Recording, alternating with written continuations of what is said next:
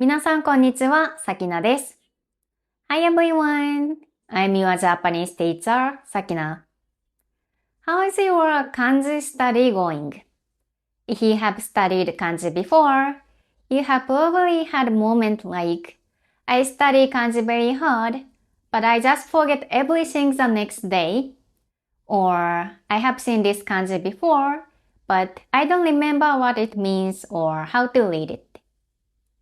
For many learners, kanji is one of the hardest parts of learning Japanese. Learning them one by one can feel like it takes forever, and when you realize how many characters there are, it can feel overwhelming. Some people even feel like giving up or already have. In Japan, there are a set of kanji called 𝙎𝙏𝙋𝙎. These are the characters that adults are expected to know, and there are over 2,000 of them. That's almost the same number you need for JLPT-N1. Japanese students spend about 9 years from elementary to middle school learning these kanji. And they still continue study kanji in high school. So, do you want to spend 12 years learning kanji? Probably not. But it doesn't have to take that long.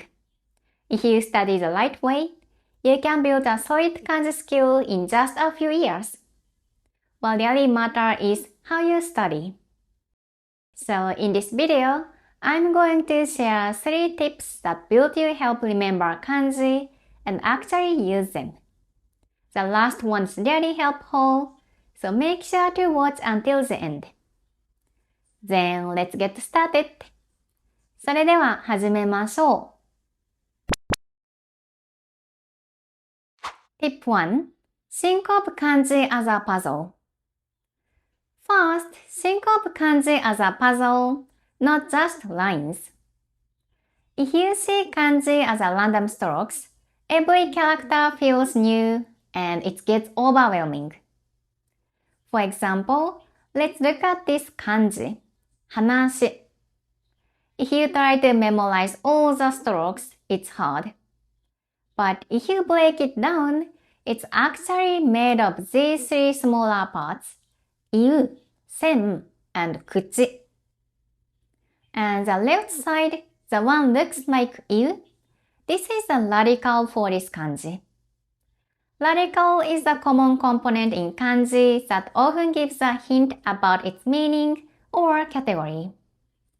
For example, this radical is related to speaking or language. You can see it in kanji like 日本語, which means Japanese language, 言い訳, which means excuse, and 論文, which means academic paper. Another common radical is this one. It's called さんずい. You will find it in these kanji. 汗 means sweat, 海 means ocean, 港 means port, and 洗う is to wash. So, can you guess what this radical means? They are all related to water. So, it's a water radical. Radicals don't always reflect the original meaning of a kanji, but they are very helpful when you try to learn a kanji or guess their meaning. Many kanji are made up of combination of these smaller parts, including radicals. So, when you study a kanji, it's important to pay close attention to what parts they are made of and how those parts come together. Instead of just memorizing them blindly, try to remember them as a single shape, like a puzzle or even like a picture. By using your visual memory, you will feel much less mental strain when you study, and it will be much easier for the kanji to stick in your memory. Tip 2. Be consistent, not intensive. The second tip is about when you review. This is something I always tell my students. Instead of studying a lot at once, try to study a little every day. Rather than spending 4 hours practicing kanji on the weekend, it's much better to study for just 10 to 15 minutes each day. That way, it stays in your memory much longer. The human brain is designed to forget things over time. If you look at this chart, it's easier to understand what I'm saying. Right after studying, you remember most things, but after a week, you forget most of it. But if you review something right before you are about to forget it, it stays in your memory longer. So even if you spend 4 hours studying on the weekends, if you don't review afterward, you will forget most of what you learned.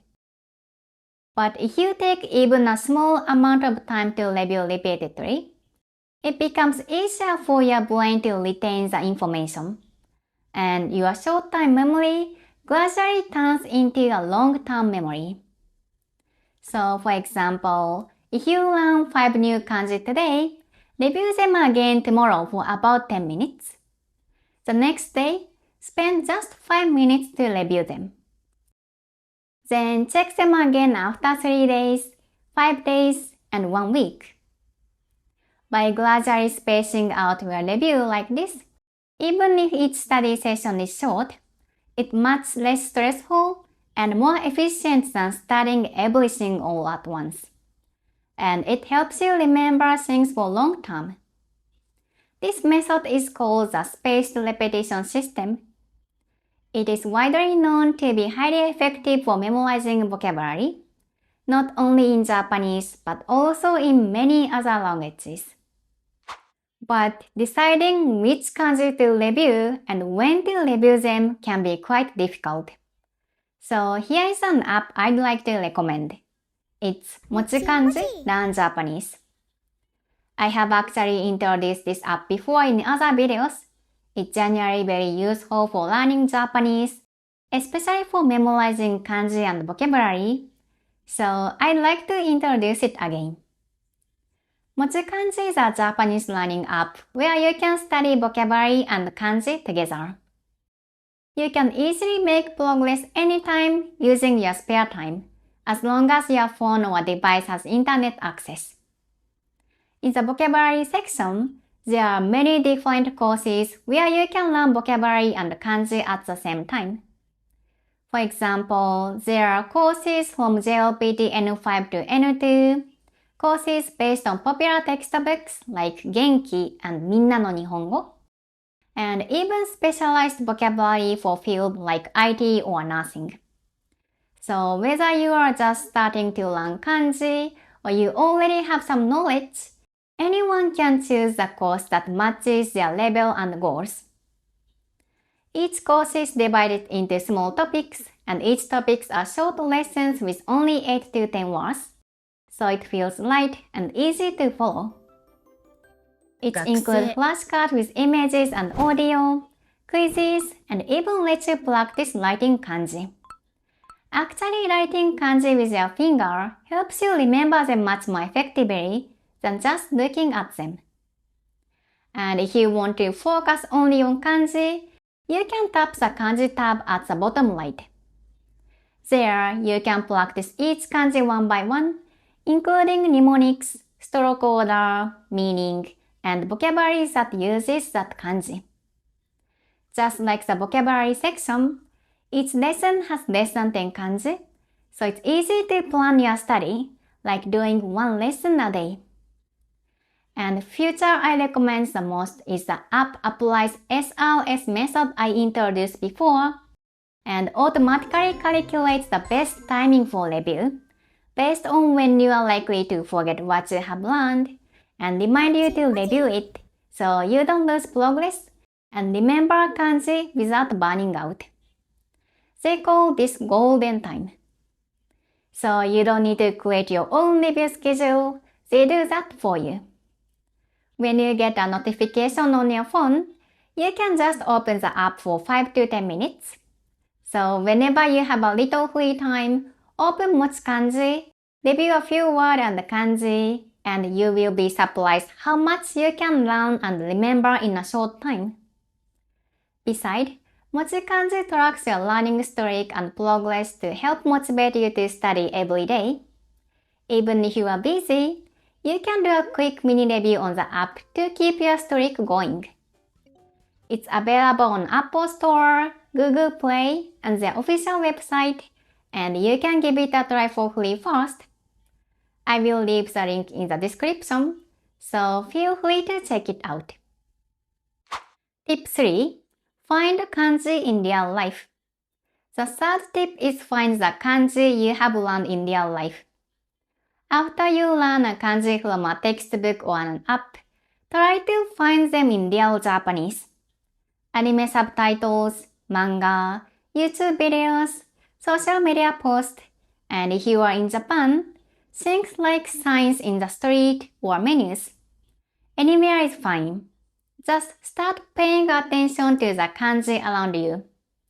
The moment you notice one and think, "Oh, I learned this kanji yesterday," that becomes an aha moment. And at that point, the kanji changes for you. It goes from being just a symbol to something meaningful. For example, let's take a look at this picture. There is one kanji in it that we talked about earlier. Do you recognize it? Right, it's go. This is Nihongo, Japanese language. Now let's look at this one. Do you see anything familiar here? Yes, this is a kanji for arau, to wash. Of course, there will be still a lot of kanji you don't know yet, and that's okay. Just focus on the one you do recognize or have seen before. This feeling of finding something you know is what helps connect it to your long-term memory.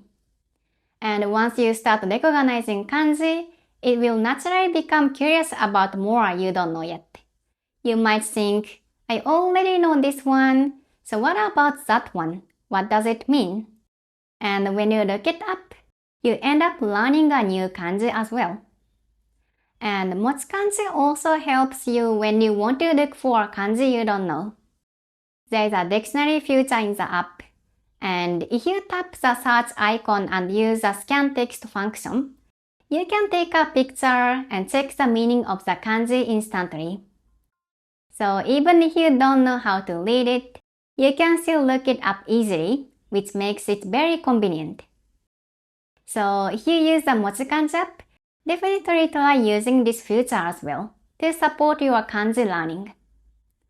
Anyway, so what I'm saying is pay attention to the kanji around you and see if you recognize them. If you don't, you can always look them up and learn new kanji. Alright, so that's all for today's video. So let's quickly go over what we talked about.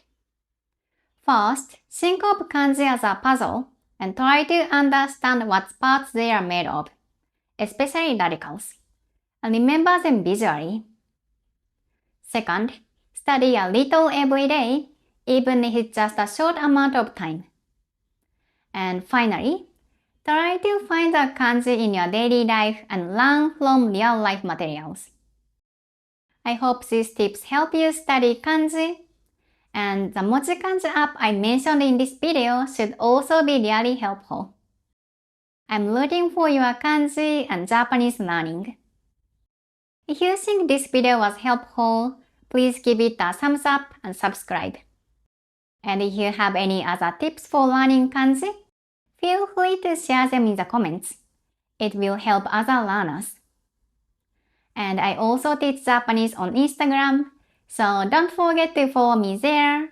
And if you want to learn Japanese more, feel free to visit my website.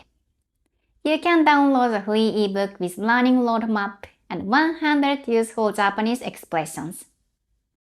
Alright, so thank you very much for watching, and I will see you in the next video.